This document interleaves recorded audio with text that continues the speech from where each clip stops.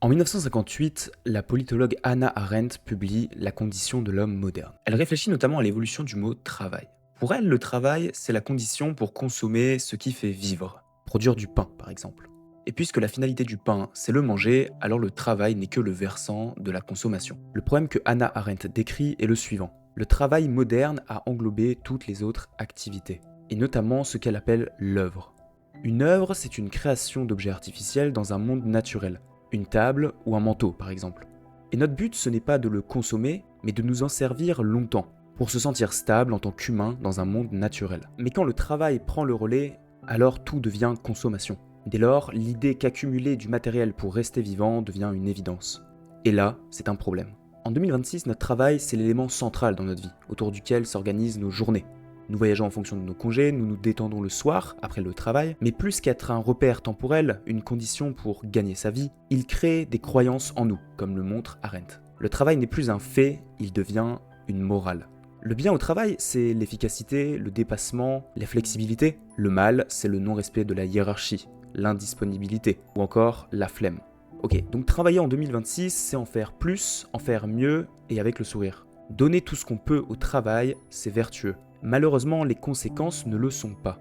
En France, un quart des gens déclarent une mauvaise santé mentale liée à leur travail. Et 31% ont déjà vécu un burn-out. Ce phénomène est paradoxal. Pourquoi accepter autant ces valeurs quitte à en souffrir ? Et plus largement, si ces valeurs ne lui plaisent pas, pourquoi le travailleur de 2026 n'exprime pas ses désaccords ? Pourquoi il préfère affronter ce conflit de valeurs tout seul ?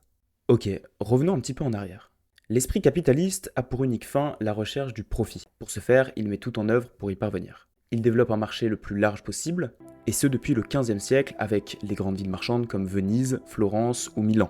Plus tard, il se protège avec la propriété privée. En Angleterre, c'est l'Enclosure Act en 1773 qui autorise les propriétaires de terres cultivables à cloisonner. Ensuite, il sépare le capital et le travail. Si on reprend l'Angleterre, les paysans qui n'ont plus de droit d'usage sur une terre vont vendre leur force de travail dans les usines à ceux qui possèdent du capital, les capitalistes.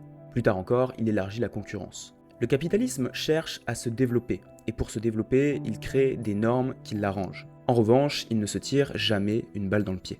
Pour ça, comparons deux industries avec 2 siècles d'écart. Les mines de charbon en France au début du 19e siècle et les mines de cobalt en République démocratique du Congo aujourd'hui. Pour produire le plus de charbon en France, on crée un bassin minier dans lequel les mineurs habitent, on impose le volume horaire optimal et le salaire minimum pour les faire survivre, et on incite les enfants à venir travailler à la mine. Pour produire le plus de cobalt au Congo, c'est la même chose. On réduit au maximum le droit du travail aux enfants qui gagnent un salaire minimal de 1 dollar pour 12 heures de travail dans des conditions nocives et dangereuses. Dans les deux cas, le capitalisme subit très peu de contraintes extérieures. Il crée de la destruction sociale. Il lui faut donc des contraintes claires, des institutions dotées d'une morale différente. Si le capitalisme n'est pas régulé, il devient inhumain. Il en existe plusieurs des autorités morales. On a la religion, l'État, la loi, la famille, les amis.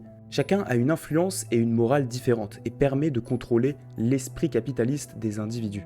Ce qui se passe, c'est tout simplement que la logique d'expansion se heurte tôt ou tard à un conflit moral face à une autorité extérieure qu'il va perdre. En droit islamique, le riba, l'usure prêtée avec intérêt, est interdit par la charia, la loi islamique, car il est considéré injuste et non fraternel. Et face à ce contre-pouvoir moral, le capitalisme s'affaisse. Bon, c'est bien beau, mais est-ce que ça tient en pratique ? Eh bien, il faut être très vigilant, car face à un conflit perdu d'avance, le capitalisme contourne au maximum les règles. Reprenons le riba qui est interdit. Quand les revenus pétroliers ont explosé dans les pays du Golfe, il fallait trouver un moyen de placer ses capitaux. Et c'est là qu'intervient le mourabaha.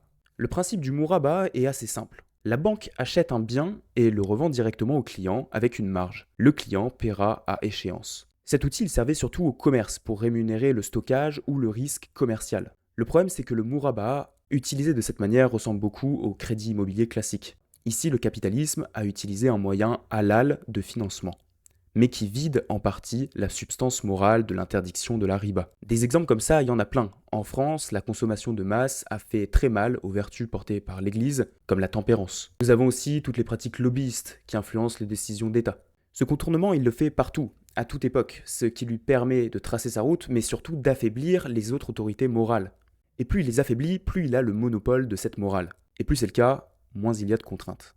Fin de la parenthèse, revenons sur le travail. Si je vous ai parlé de ça, c'est parce que le travail est avant tout une activité économique, et sa logique est directement tirée de celle du capitalisme. Analysons les valeurs travail prônées par notre système. Je vous ai dit en intro qu'il y avait une vision du bien et du mal dans nos jobs. Le souci, c'est que toutes ces valeurs reposent sur le fonctionnel. Elles ne font qu'optimiser une organisation. Rien à voir avec la morale. Ce n'est ni bien ni mal d'être efficace, tout dépend dans quoi. Beaucoup de régimes totalitaires sont très efficaces dans le contrôle de leur population. On retrouve la même chose pour toutes ces valeurs, l'accomplissement, la responsabilité, la réalisation professionnelle. On dit qu'elles sont amorales. Mais si ces valeurs sont au service du travail, activité indispensable au capitalisme, alors elles servent avant tout l'accumulation maximale de profits. Mais si les gens s'en rendaient compte, alors ils comprendraient que ce qu'ils font n'est pas nécessairement bien et un conflit moral pourrait arriver. Alors comment le système s'adapte à cette éventualité? Il met en place une rationalisation morale. En gros, il fait en sorte qu'on intègre que ce qu'on fait est bien alors que ça ne l'est pas forcément. Il brouille les pistes. Ça commence avec le fait même de travailler. Pour Max Weber, la réforme de 1517 est le tournant majeur. Luther donne un nouveau sens au mot Beruf. Avant ses publications, Beruf veut dire vocation. Mais Luther crée volontairement un deuxième sens dans ses écrits, celui de profession. Le travail devient après la réforme une vocation spirituelle, une fin en soi dans la vie, et donc une voie vers le bien. En clair, il rationalise la morale.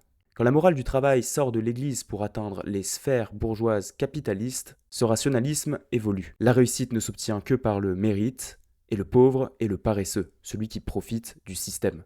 Enfin, le progrès devient le but ultime justifiant le capitalisme. Au-delà des idées, un vocabulaire s'est construit autour du travail moderne pour cacher son amoralité. On parle de contrainte de marché pour rejeter la faute sur une entité intouchable, on crée de la valeur, une façon de glorifier une accumulation de profits. Et ça s'applique aussi dans le quotidien, on demande aux gens tu fais quoi dans la vie, trahissant leur difficulté à séparer l'identité et le travail. Un autre exemple qui m'a frappé, c'est le passe-temps. Le passe-temps, il fait croire que tout ce qu'on fait en dehors du travail, c'est superflu. Tout ce déguisement sémantique et idéologique nous pousse petit à petit à adopter cette approche pour nous donner un sens alors que, rappelons-le, le travail est amoral. Revenons sur ce que je disais, le travail n'a pas qu'une logique capitaliste. Il y a entre autres le secteur public, l'école, la santé, la sécurité, dont certaines valeurs travail sont éloignées du privé. La grille salariale, par exemple, est plus uniforme. Leur objectif aussi n'est pas du tout le profit. Mais même dans le secteur privé, un patron d'une PME peut mettre en place des actions tout à fait louables en termes de respect de l'environnement ou d'inclusion par exemple. Le truc, c'est que tout va bien tant que les intérêts sont alignés, mais ce n'est pas éternellement le cas. D'abord, si une boîte grossit, elle dilue le pouvoir et empêche une décision unilatérale.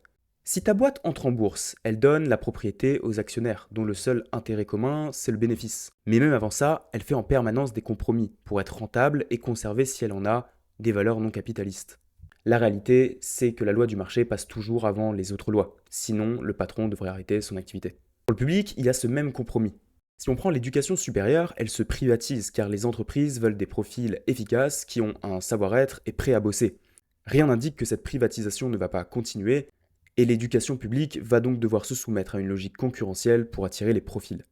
Si je résume, notre travail adopte de plus en plus des valeurs capitalistes et il est difficile de croire qu'on peut aligner les intérêts à toute échelle. Bon, très bien. Mais alors qu'est-ce qu'il se passe si on n'est pas en accord avec les valeurs qui nous sont imposées? Eh bien, le problème, c'est qu'on va continuer à faire ce qui nous est demandé. Et ce pour 3 raisons. La première, c'est que l'individu s'autorégule. Michel Foucault, il a inventé la théorie de la gouvernementalité. Gouverner, c'est imposer par la force. Et dans un second temps, faire intégrer des valeurs, des normes, des discours aux individus pour qu'ils s'autorégulent. Cela s'implique à un État, mais aussi à une entreprise. Dans les sociétés occidentales, on est depuis longtemps à cette deuxième phase. Un salarié fait de moins en moins face à son manager et s'autorégule de plus en plus. Il fait de lui-même ce qui est attendu. Prenons les KPI, les Key Performance Indicators. En gros, des indicateurs de performance du salarié. Avec cet outil, c'est bien le salarié qui s'organise pour produire les résultats qui lui sont demandés. Il y a moins de rapport hiérarchique pour que le salarié atteigne ses résultats. Et ça, ce n'est possible que parce qu'il a parfaitement intégré le storytelling qu'on lui a vendu. Son CV et son identité, il a une chance inouïe d'être dans cette boîte et il est seul responsable de son échec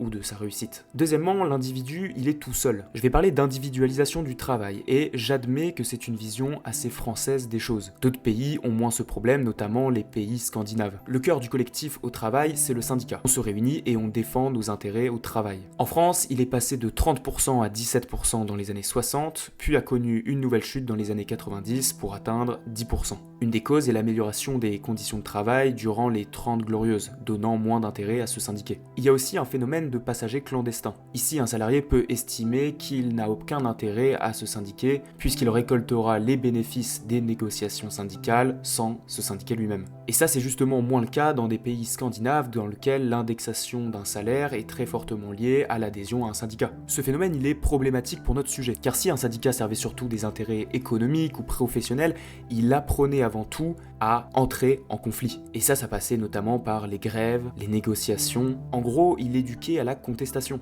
Du coup, s'individualiser, c'est perdre ce conflit. S'individualiser, c'est perdre ce conflit qui était permis par le collectif, et donc ne plus apprendre à entrer en conflit. Bien sûr, il existe encore, et d'autres formes persistent, comme le militantisme, mais tous s'affaiblissent. L'individu est donc tout seul, il ne sait plus tellement se battre, mais en plus, il est mis en concurrence avec tous ses collègues. Le nouveau management étudie la performance individuelle, et met donc directement en concurrence tout le monde. L'individu est donc tout seul, il ne sait plus se battre. Mais en plus de ça, il se méfie de ses collègues. Si je veux progresser dans ma carrière, il vaut mieux avoir un casier vierge. Et dernièrement, si l'individu entre en conflit, ce sera très mal vu. Puisque tout est rationalisé et intégré dans l'équipe, si je m'oppose moralement, je vais être vu comme non rationnel, militant, émotif. En gros, je n'aurais pas bien choisi mon arène de combat. Et alors, ça créera plus une incohérence dans le parcours. Pourquoi ne pas réagir avant? Pourquoi remettre en question quelque chose pour lequel j'étais à la base d'accord? Pourquoi ne pas juste partir? Cela donne plus une impression d'instabilité, de non-contrôle de soi. En clair, le conflit est disqualifié dans le monde du travail. Dès lors, nous intériorisons cette opposition de valeurs. Et forcément, ça a son lot de conséquences. Quand on sait qu'on va à l'encontre de ce qu'on pense bien moralement, on entre dans une fatigue cognitive immense. On s'auto-convainc en permanence et ça demande beaucoup d'énergie. C'est une des raisons pour laquelle on va créer énormément de stress, d'anxiété ou de fatigue. Cette charge mentale liée au travail, on a envie de s'en séparer. On ne peut parfois pas, car le travail peut nous demander toute notre disponibilité et nous empêcher de mener un projet à côté qui pourrait nous faire du bien. Ainsi, on n'arrive pas à gérer cette charge. Encore plus insidieux, on a parfois le temps. Le problème, c'est qu'on a tellement intériorisé les valeurs travail que tout ce qu'on fait à côté du travail n'est parfois que du développement personnel au service de celui-ci. On ait du temps ou pas, on ne gère pas vraiment cette charge mentale aujourd'hui. Et alors, on va s'inventer une histoire. La première, c'est l'histoire d'un monde sur lequel on ne peut rien.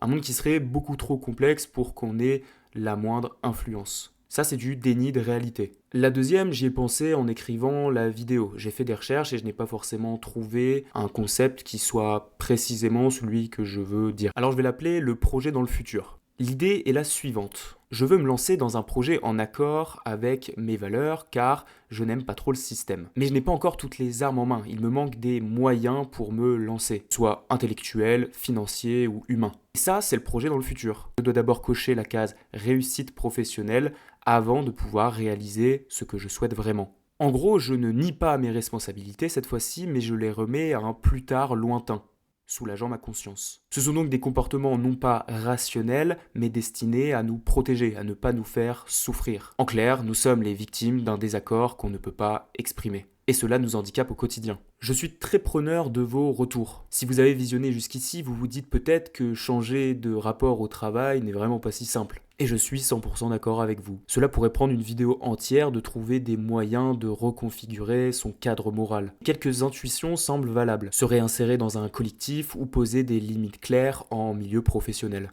Il ne faut pas se décourager, mais plutôt fonctionner par petits efforts, progressivement. Ça fonctionnera tôt ou tard. En tout cas, merci d'avoir écouté jusqu'au bout. C'était ma première vidéo, j'ai pris beaucoup de plaisir et ça c'est le plus important. Si vous avez des retours à faire, n'hésitez pas à me laisser un petit commentaire. Je vous dis à bientôt, prenez soin de vous.